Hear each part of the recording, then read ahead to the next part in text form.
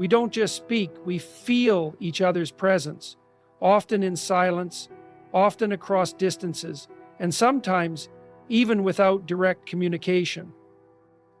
There are moments in life where a peculiar sense overtakes us. We think of someone, and within moments they call. We wake from sleep and find that they too were dreaming of us.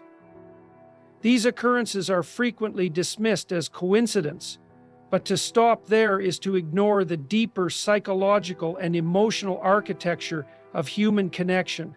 What if these signs were not mystical but deeply rooted in the way our minds bond with others?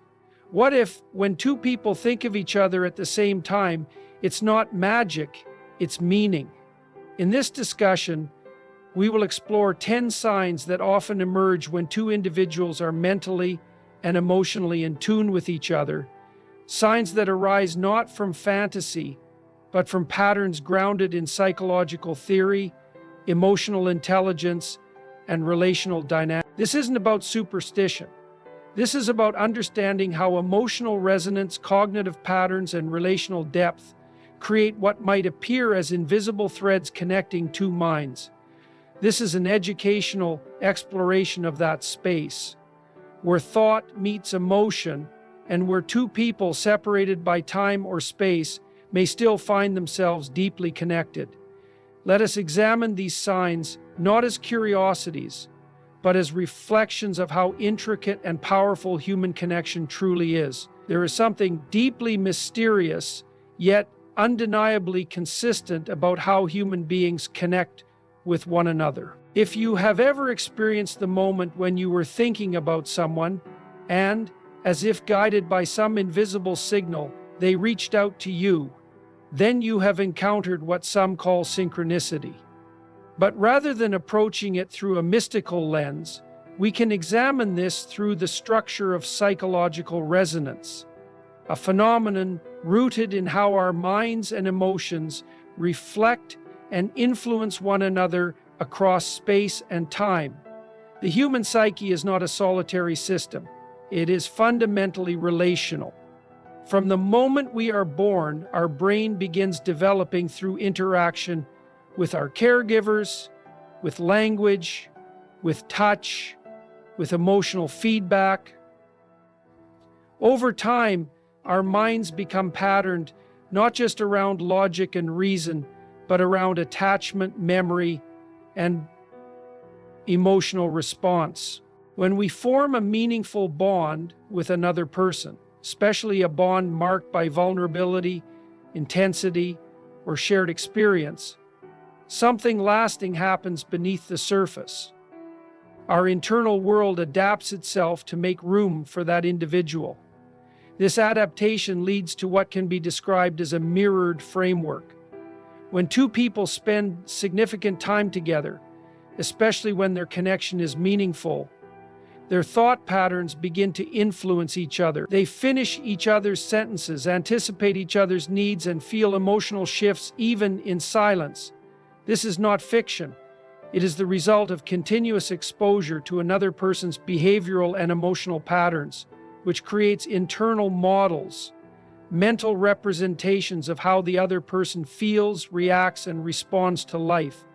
In psychological terms, this is referred to as resonance. Much like a tuning fork vibrating in response to another nearby, the human brain has the ability to pick up and reflect the emotional frequency of someone it is deeply connected to. Neurobiologically, this is supported by what are known as mirror neurons, cells in the brain that activate not only when we perform an action, but also when we observe someone else doing the same. These neurons are the biological foundation of empathy. But they also point towards something more intriguing. Our brains are wired to align with the people we care about. And this alignment can persist even when physical presence is absent.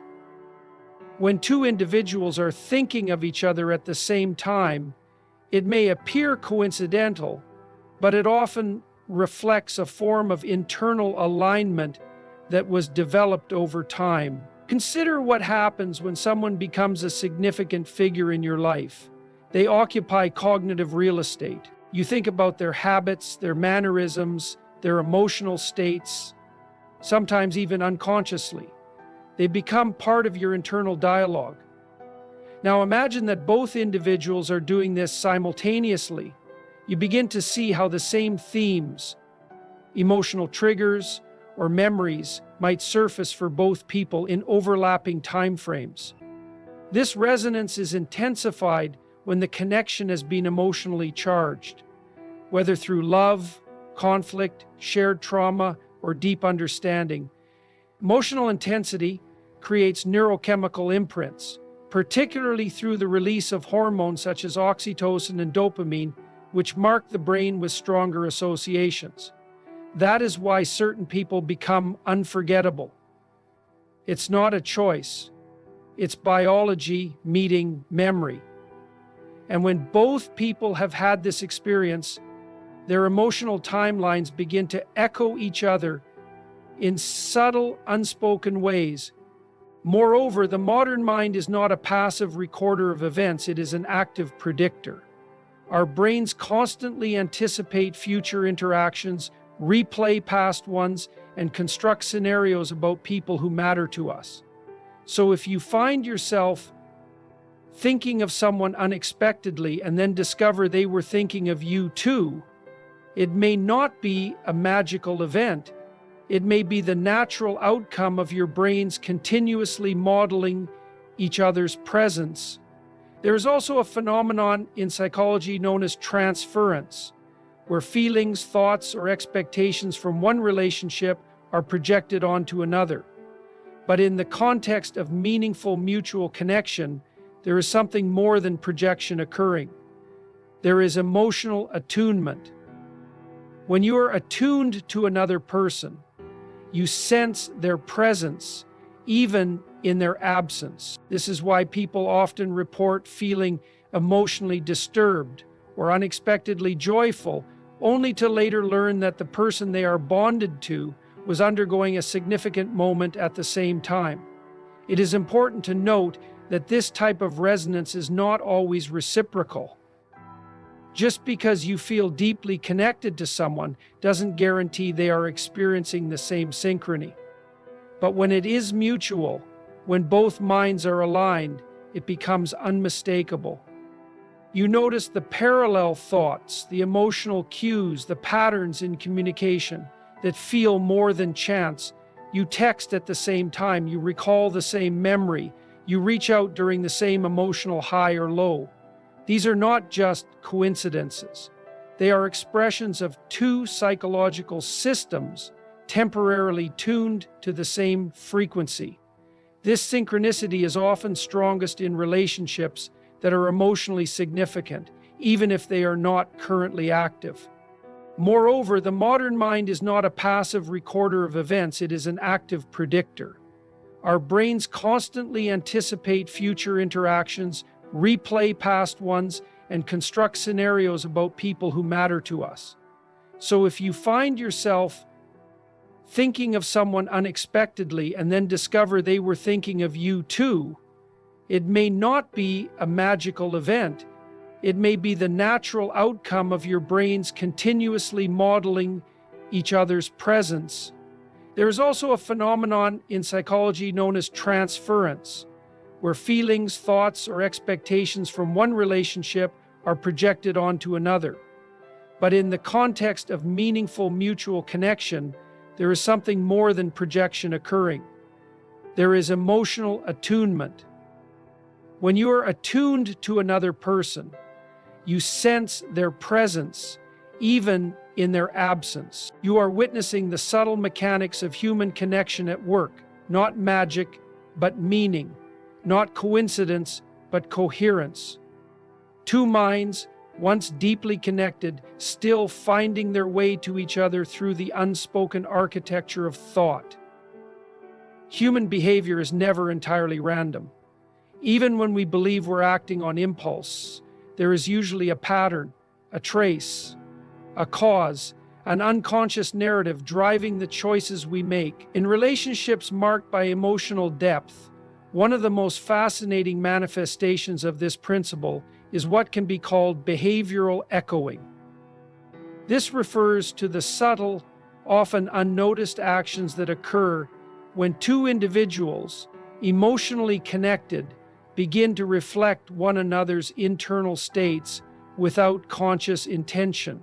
These echoes, texting each other at the same time, dreaming of one another, experiencing similar moods, serve as quiet indicators that the bond between them still holds psychological weight. Let us begin with a fundamental truth.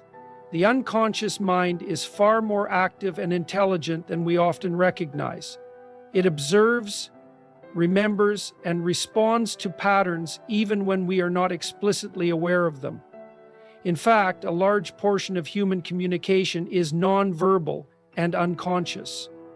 We pick up on facial expressions, tone, energy, and even silence.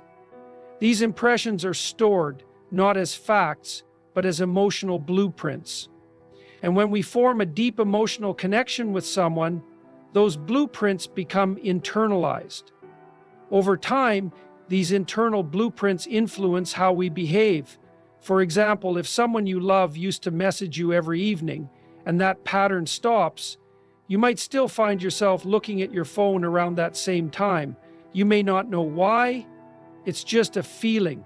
But in truth, your behavior is echoing a shared rhythm that once existed. The echo continues, even if the person is no longer present, because emotional patterns don't vanish, they fade slowly, sometimes never entirely.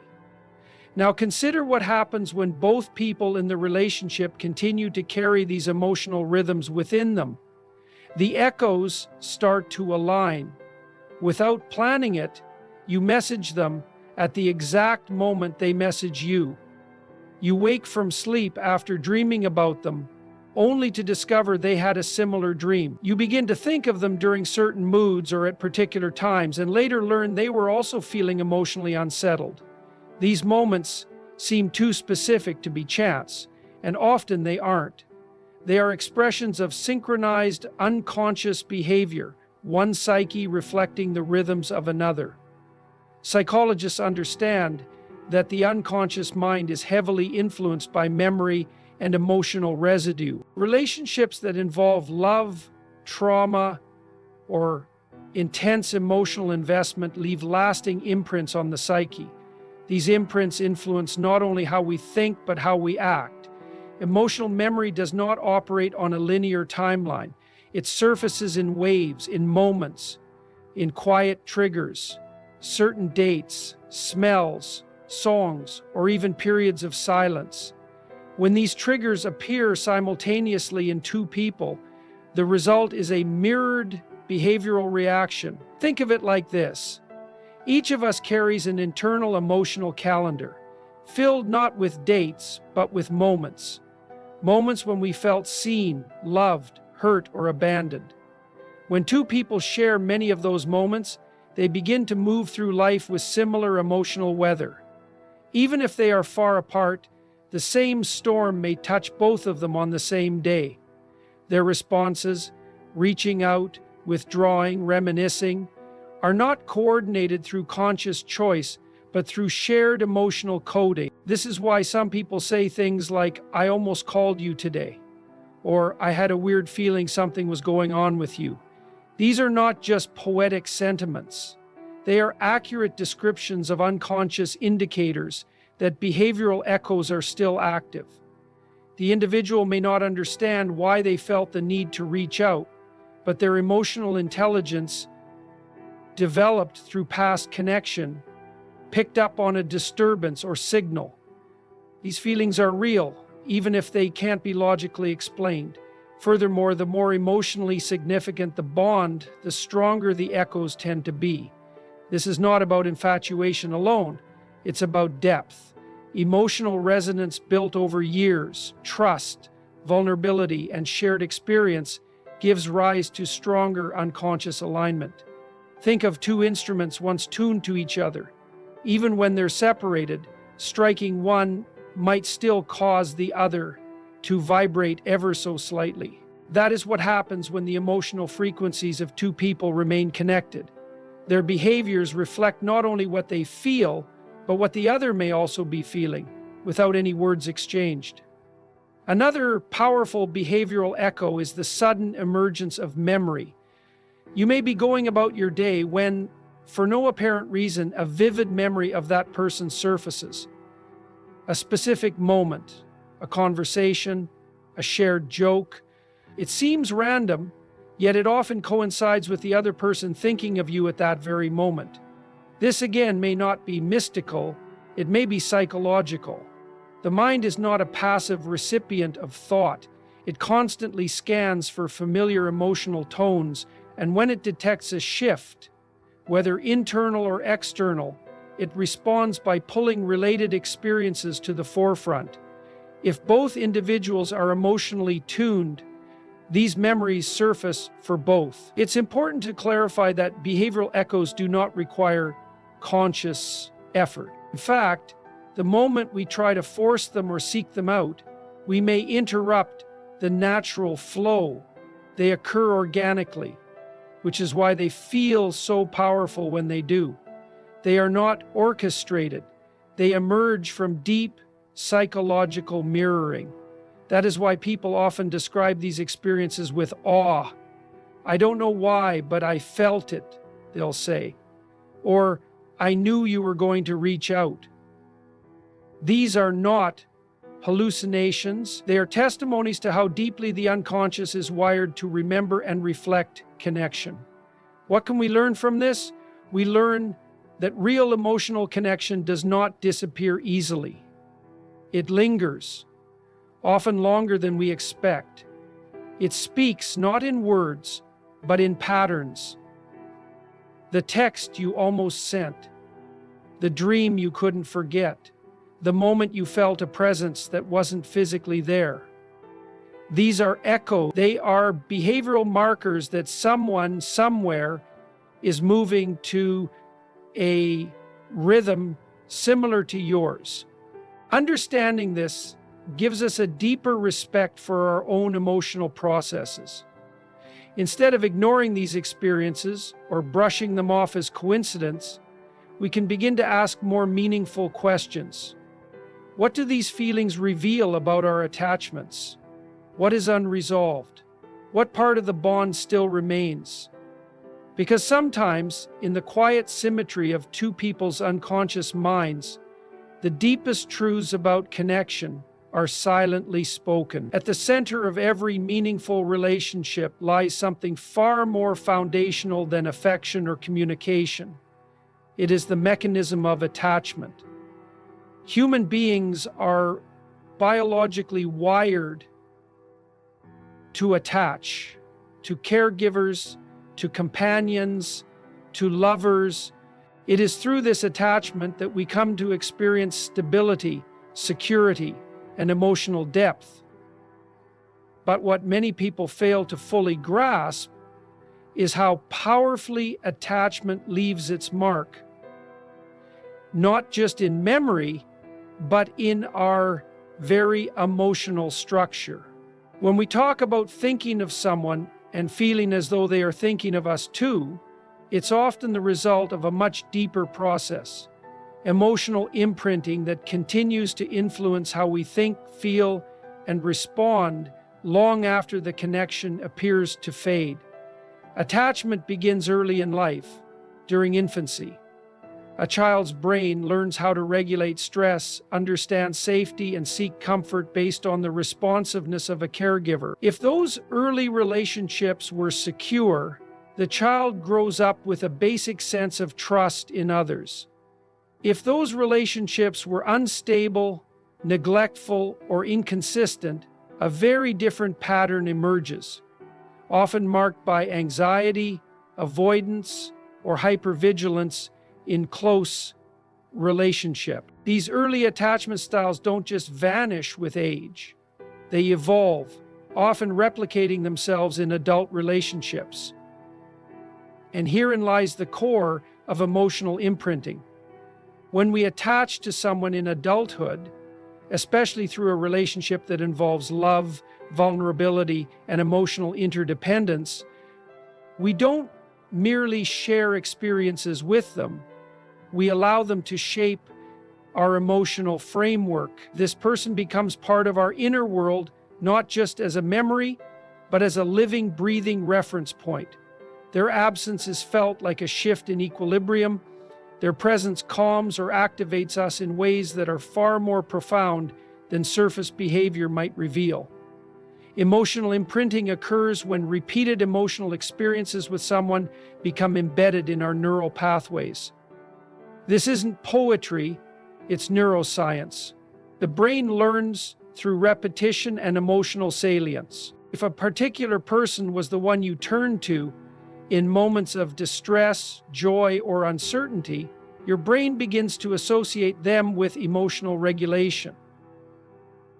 Their voice, their energy, even the pattern of their responses becomes internalized. So even when they are not physically present, their emotional footprint remains in your psychological system. Now, why is this important when thinking about mutual thoughts? Those strange but familiar moments when you're thinking of someone and they say they were thinking of you too. Because these occurrences often reflect that the attachment and imprinting were mutual. You were not the only one who internalized the other. They too may carry your presence within their emotional framework. And in moments of stress, nostalgia, or emotional openness, those imprints get activated. You think of each other not because of coincidence, but because the attachment pathways within your minds are still responsive. This explains why certain relationships, no matter how much time has passed, can still evoke intense emotions. Even if years have gone by, the imprint may still be intact. Emotional imprinting does not follow the clock. It follows meaning. The deeper and more meaningful the attachment, the more permanent. This is why someone can suddenly come to mind during a quiet moment, not because of anything visible, but because the emotional memory of them is being triggered by a situation, a mood, or even a silence that mirrors something once shared. When two individuals have been emotionally imprinted by each other, their internal systems develop a kind of psychological sensitivity. This sensitivity means that changes in one person's emotional state can indirectly resonate with the other. Again, not in a supernatural sense, but in the sense that both minds are carrying templates of each other. They know how the other might feel in certain scenarios, what they might be thinking, how they might react. This mutual familiarity creates a sense of knowing, that I just knew feeling when something was wrong or right. It is often an echo of that imprint, a trace of the emotional script that still exists between them. This process is especially pronounced in relationships where emotional needs were deeply met or deeply unmet. In both scenarios, the emotional charge is high. When someone gave you a sense of safety, or when someone wounded you in a way that disrupted your emotional structure, they left a strong impression. And whether that impression is positive or painful, it continues to influence your internal world. So even in separation, the mind may return to that person repeatedly, not out of desire or obsession, but out of the unfinished business of attachment. The emotional system wants coherence, and so it brings back the person who once played a central role in shaping its responses. Another aspect of imprinting is the way it influences future relationships. People often find themselves comparing others to someone from their past, not necessarily because they want to, but because the brain naturally uses familiar emotional templates to evaluate new experiences. This is why letting go of someone is not just about forgetting their presence, but about rewiring the internal model that their presence created. Until that model is fully addressed through reflection, healing, or closure, it continues to color thoughts, choices, and emotions. There is a subtle but powerful lesson here. Emotional connections do not exist in isolation. They become embedded in who we are. And when two people carry these emotional imprints of each other, their thoughts may align, their moods may parallel, and their intuition about one another may remain active even in the absence of communication. They feel each other because they have, at some point, helped shape each other. In these cases, when you find yourself thinking of someone at a precise moment, when they too are thinking of you, it is not merely coincidence. It is the unfolding of an internal dynamic built on attachment and preserved through emotional imprinting. You are not just recalling them. Your emotional system is speaking their language, perhaps because theirs is speaking yours at the same time. This is why healing from deep relationships takes time and introspection. It is not about pushing someone out of your mind. It is about understanding the architecture they helped build within you and choosing deliberately how much of that architecture still serves your well-being. Attachment is not weakness. It is a natural, deeply human mechanism for survival, growth, and meaning. But it comes with responsibility. The responsibility to become aware of its power, to recognize its imprint, and to learn from what it reveals. Because only through awareness can we truly understand the ways we are connected and how sometimes that connection continues to speak even in silence. Many people tend to dismiss the simple phrase, "I was just thinking about you," as nothing more than coincidence or chance. It is easy to write off these moments as mere random occurrences, mere happenstance in the chaotic flow of everyday life. However, when we pause and examine this experience more closely, it reveals a far more profound and intricate connection between our minds and the people around us. This connection speaks to the delicate and fascinating interplay between intuition and focused cognitive attention, two forces that shape how we perceive and interact with the social world, often in ways that defy our conscious understanding. At the core of this phenomenon is the recognition that human beings are deeply social creatures. Our brains have evolved not only to process information about the external world, but also to decode and respond to the subtle signals, emotions, and intentions of others. This social attunement is not always something we are consciously aware of, but it operates continuously in the background. Intuition, often described as a gut feeling or an inexplicable knowing, is one of the primary ways this social processing manifests. Intuition allows us to pick up on cues that may be too subtle or too fast for deliberate thought.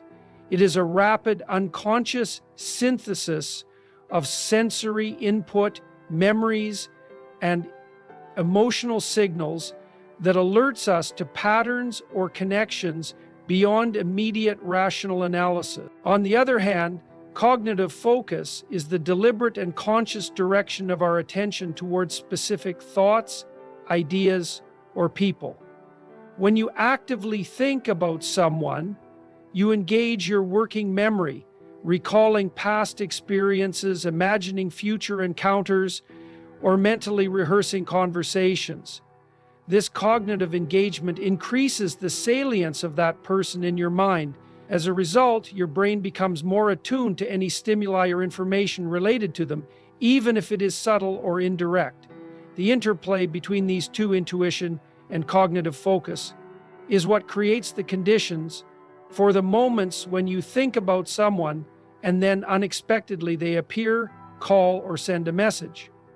This is not simply a matter of random chance. Instead, it reflects a dynamic feedback loop between your conscious thoughts and your unconscious social perception. When you focus your mind on someone, you effectively prime your cognitive system to detect relevant social signals. This heightened sensitivity makes you more likely to notice coincidences or signs related to that person. For example, you might unconsciously pick up on background noises, social media updates, or the tone of conversations that remind you of them. Even if these signals are faint or ambiguous, your brain then amplifies these signals through intuition, creating a strong sense of connection or awareness. At the same time, intuition itself is shaped by accumulated social knowledge and experience. Your brain has a vast database of interactions, emotional responses, and learned patterns that inform these intuitive moments. It is like having an internal radar tuned to the subtle social environment around you. When combined with focused attention, this radar becomes exceptionally sensitive and selective. This process is supported by research in cognitive neuroscience, which shows that the brain's attentional networks and emotional centers work closely together. The prefrontal cortex, responsible for focused thought and decision-making, interacts with the limbic system, which processes emotions and intuition.